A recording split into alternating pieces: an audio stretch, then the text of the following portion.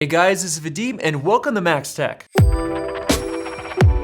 When it comes to buying an iPad Pro, you've got the choice between the 2017 10.5-inch iPad Pro for $649 or the brand new 2018 iPad Pro for at least $799. Today, we'll be comparing them to see which iPad Pro model is the right choice for you, starting with the design. The 2018 iPad Pro features a brand new design with flat edges instead of the old iPad Pro's curved and chamfered edges. I personally love the new design, except that the flat edges do feel a little bit weird in the hands until you get used to it. The home button is now gone, so the top and bottom bezels are slimmed down, making for nice even bezels all around the curved edge display. I also love that the front of the new iPad Pro is now blacked out. Just looking at them side by side, it's easy to see that the old iPad Pro looks outdated compared to the new iPad Pro. This alone might be enough of a reason to buy the new one instead. With the home button now gone, the 2018 Pro gets Face ID instead, and let me tell you, it works great, since you can use it in practically any orientation.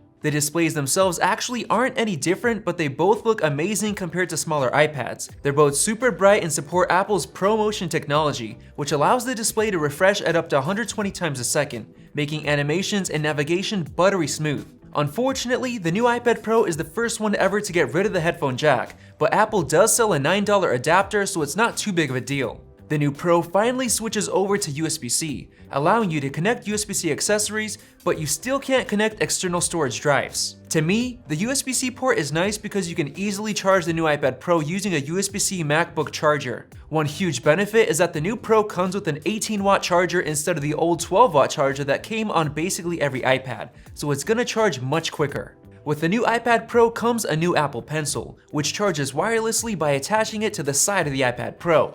This new method of charging is 1,000 times better than the old plug into the lightning port method. This will make sure your pencil is always topped off and the magnetic connection is pretty strong so it won't easily get lost. The new Apple Pencil is $30 more expensive than the old one, but I think it's worth it since you wouldn't want to buy the old pencil and then have to buy the new one in the future anyway. The new pencil looks better, and it also gets a new double tap feature that can instantly switch between tools. So to me, there's no comparison. Whichever one you choose, they both perform incredibly well with very minimal lag compared to other iPads that lack ProMotion technology. Now let's compare performance. Starting with Geekbench 4's CPU benchmark, we got a 90% higher score on the new iPad Pro.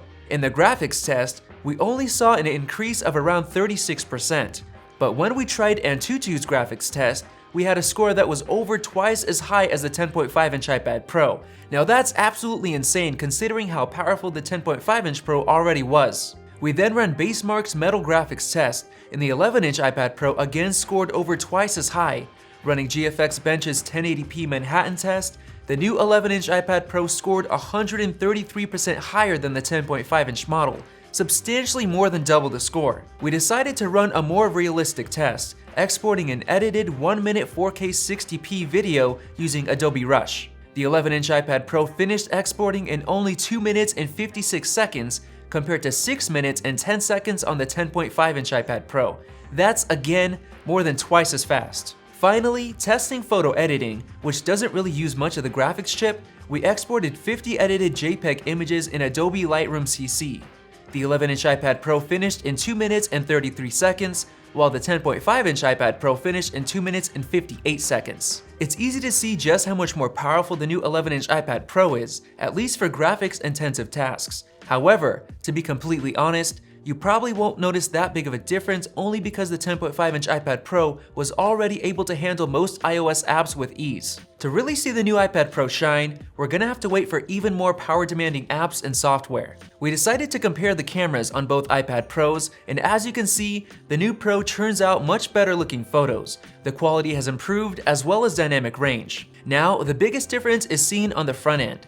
Thanks to Face ID and the TrueDepth sensor, the new iPad Pro can now take portrait selfies, which look many times better than any selfie you can take on the 10.5-inch iPad Pro. This also means that you get features like Animoji and Memoji, which I've come to realize don't really matter much at all since I've only used them once since I got my iPhone XS Max months ago. Lastly, let's talk about bendgate.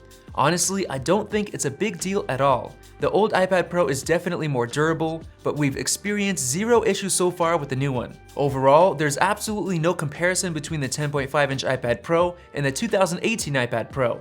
The new one is so much better in almost every way. There's only one thing stopping me from recommending the new iPad Pro to literally everyone looking to buy an iPad Pro, and that's the price. At $799 for the Pro and $130 for the Apple Pencil, it's simply unaffordable for a lot of people. So my conclusion is this: if you have the extra cash and you can buy either one, definitely buy the 2018 iPad Pro instead of saving some cash on the 10.5-inch iPad Pro. You won't regret your purchase. Now, if the new iPad Pro looks appealing but it's way out of your price range, try to find a used 10.5-inch iPad Pro that comes with an Apple Pencil already. If you'd rather not, I'd recommend waiting until March when Apple will probably release a new budget iPad. Thanks for watching, guys, and make sure to subscribe so you don't miss out on more Max Tech videos. We'll see you in the next one.